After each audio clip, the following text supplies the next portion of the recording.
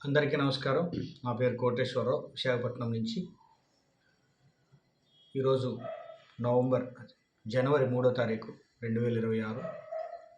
ఇప్పుడే టీవీలో ఒక వార్త చూస్తున్నాను.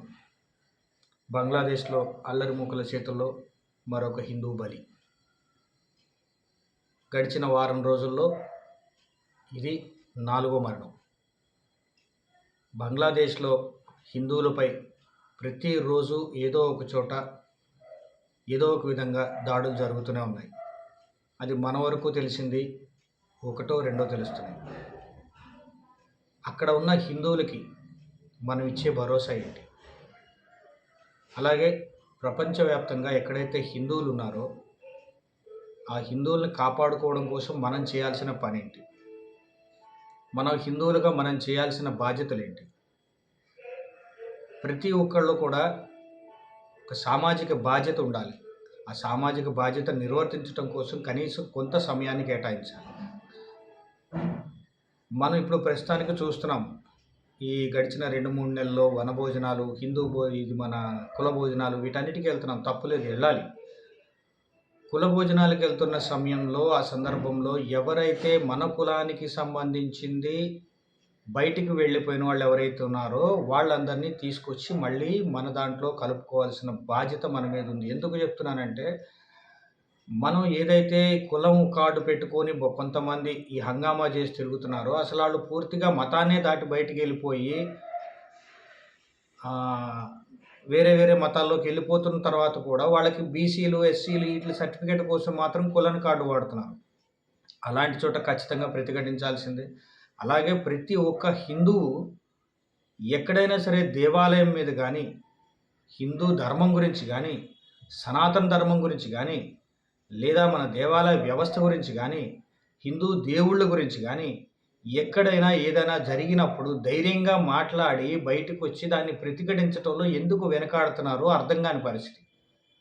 ప్రతిసారి నేను మాట్లాడిన ప్రతి చోట ఎక్కడో చోట ప్రతి ఒక్కళ్ళు అందరిలో ప్రతిస్పందన వస్తుంది. కానీ వాళ్ళు చెప్పే ప్రతిదీ ఏంటంటే, మోడీ గారు ప్రభుత్వంలో ఉన్నారు కదా, మోడీ గారు చూసుకుంటారు, మోడీ గారు ఏదో ఒకటి చేయాలి. ఆయన ఏం చేస్తారు? అరే, ప్రతి ఒక్కళ్ళు ముందు మీరు బయటికి రావాలి కదా. అంటే మోడీ గారు చట్టం చేస్తే కానీ మనం ఏం చేయమా? మోడీ గారు జీవో తేవాలి. ఆయన జీవో తెస్తారు, ఇది చట్ట రూపంలో చేస్తే తప్ప మనం బయటికి రామా? ఎన్నాళ్ళు ఇలా మూసుకొని కూర్చుంటాము? ఎన్నాళ్ళు ఇలా దాడులు జరుగుతుంటే వాటిని అలా ప్రతిఘటించకుండా వాళ్ళని మన కళ్ళ ముందే కొన్ని వందల మంది చనిపోయారు. ఎప్పుడో పుస్తకాల్లో ఒకప్పుడు చదువుకున్నాం, ఇండియా పాకిస్తాన్ డివైడ్ చేసినప్పుడు పాకిస్తాన్ నుంచి నిర్ద్వందంగా అప్పటికప్పుడు మీరు ఈ దేశాన్ని ఖాళీ చేసి వెళ్ళిపోండి అంటే అక్కడ నుంచి ఉన్న ఆస్తిపాస్తులు, అక్కడ ఉన్నటువంటి ఏవైతే డబ్బు, బంగారం మొత్తం అన్నీ వదిలేసుకొని కట్టుబట్టలతో మొత్తం వదిలేసి వాళ్ళు అక్కడి నుంచి ఇక్కడికి వచ్చే క్రమంలో దారి పొడుగునా ఇంచుమించుగా కొన్ని లక్షల మందిని చంపేశారని చెప్పేసి. అది ఎప్పుడో జరిగింది, పుస్తకాల్లో చదువుతుంటే మనకు తెలియలేదు. కానీ ఈరోజు మన కళ్ళ ముందు మనకు చూస్తుండగా మనకి తెలిసి జరుగుతున్నా సరే ఇంకా మనం దాని మీద ప్రతిఘటించకపోతే రేపొద్దున చరిత్ర అవుతుంది హిందూ ధర్మం అనేది. అది మన హయాంలో ఇలా జరుగుతున్నప్పుడు మనం దాన్ని రెస్పాండ్ అవ్వకపోవటం మన చేతగాంతనం అవుతుంది. మనం వీర శివాజీ గురించి తెలుసుకున్నాము, అలాగే శంభాజీ గురించి చదువుకుంటున్నాము. అంత చేయాల్సిన పని లేదు. కనీసం మన దేవాలయాలు ఎక్కడైతే ఉన్నాయో కనీసం దేవాలయం దగ్గరికి వెళ్ళి ఒక్క 10 మంది దీన్ని ఖండిస్తున్నామని ఒక్క మాట చెప్పడానికి కూడా ధైర్యం సరిపోలేని పరిస్థితుల్లో మనం ఉన్నామంటే చెప్పుకోవడానికి, మాట్లాడడానికి సిగ్గేస్తుంది. ప్రతిఘటించాల్సిన పని లేదు, కనీసం దాన్ని ఖండించడం కోసం కూడా మాట్లాడడానికి ధైర్యం చేయలేని పరిస్థితుల్లో మనం ఇలా బతుకుతున్నాం. ప్రతి ఒక్కళ్ళకి నాకు నా ఏరియా, నా ప్రాంతం, నా కులము వీటి గురించే తప్ప నా ధర్మం అనే మాట ఎందుకు బయటికి రాదు? ఏదైనా గడప లోపల కులం, గడప దాటితే హిందువులం అనే మాట ఎప్పుడైతే బయటకు వస్తుందో, ఎప్పుడైతే మనందరం కలిసికట్టుగా ఉంటామనే సందేశం మనం ఇవ్వగలుగుతామో ఆ రోజున అవతల మన మీద దాడులు జరగడం ఆపుతాయి. నేను మీ అందరికీ చెప్పదలుచుకుంటే, దేశవ్యాప్తంగా ఇప్పుడు హిందూ సమ్మేళనాలు జరుగుతున్నాయి. ఆ హిందూ సమ్మేళనాలకు వెళ్ళండి.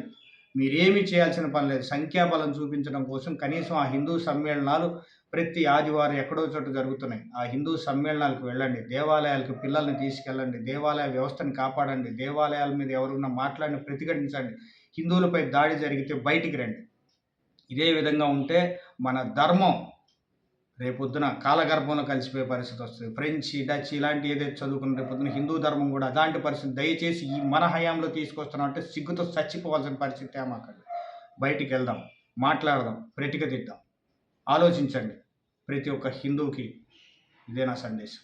జై హింద్, జై భారత్.